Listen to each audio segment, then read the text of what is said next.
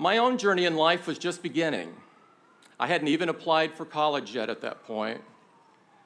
For you graduates, the process of discovering yourself, of inventing yourself, of reinventing yourself is about to begin in earnest.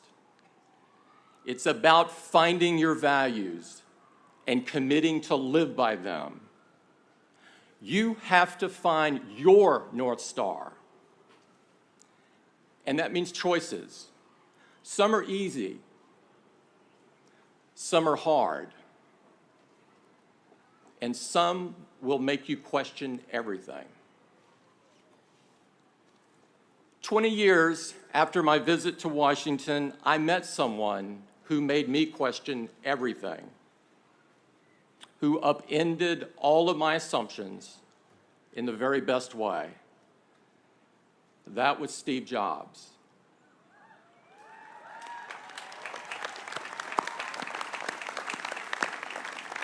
Steve had built a successful company. He had been sent away, and he returned to find it in ruins. He didn't know it at the time, but he was about to dedicate the rest of his life to rescuing it and leading it to heights greater than anyone could ever imagine. Anyone, that is, except for Steve. Most people have forgotten, but in 1997 and early 1998, Apple had been adrift for years, rudderless. But Steve thought Apple could be great again, and he wanted to know if I'd like to help. His vision for Apple was a company that turned powerful technology into tools that were easy to use, tools that would help people realize their dreams and change the world for the better. I had studied to be an engineer and earned an MBA. I was trained to be pragmatic, a problem solver. Now I found myself sitting before and listening to this very animated 40-something guy with visions of changing the world. It was not what I had expected. You see, when it came to my career in 1998, I was also adrift, rudderless. I knew who I was in my personal life, and I kept my eye on my North Star, my responsibility to do good for someone else other than myself. But at work, well, I always figured that work was work. Values had their place, and yes, there were things that I wanted to change about the world, but I thought I'd have to do that on my own time, not in the office. Steve didn't see it that way. He was an idealist. And in that way, he reminded me of how I felt as a teenager.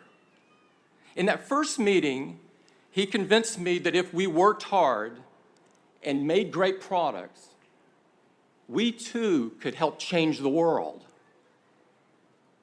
And to my surprise, I was hooked. I took the job and changed my life. It's been 17 years, and I have never once looked back.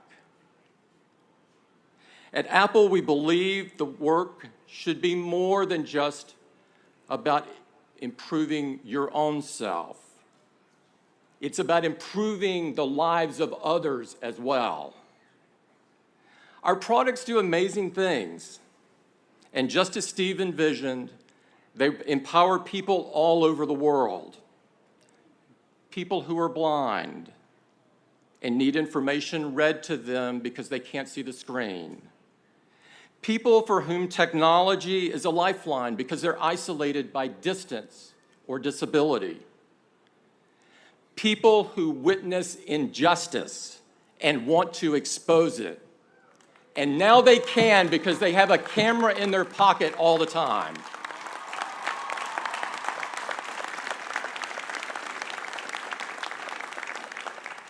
Our commitment goes beyond the products themselves to how they're made, to our impact on the environment, to the role we play in demanding and promoting equality and in improving education.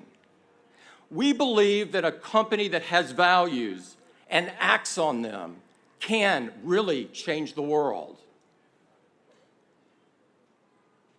And an individual can too. That can be you.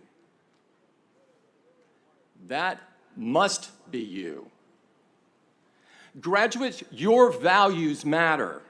They are your North Star. And work takes on new meaning when you feel you're pointed in the right direction. Otherwise, it's just a job. And life is too short for that. We need the best and brightest of your generation to lead in government and in business, in the science and in the arts, in journalism and in academia.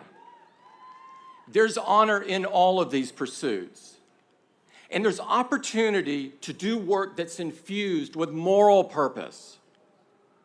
You don't have to choose between doing good and doing well. It's a false choice, today more than ever. Your challenge is to find work that pays the rent, puts food on the table, and lets you do what is right and good and just.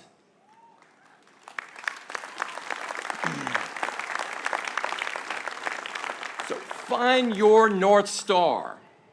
Let it guide you in life and work and in your life's work.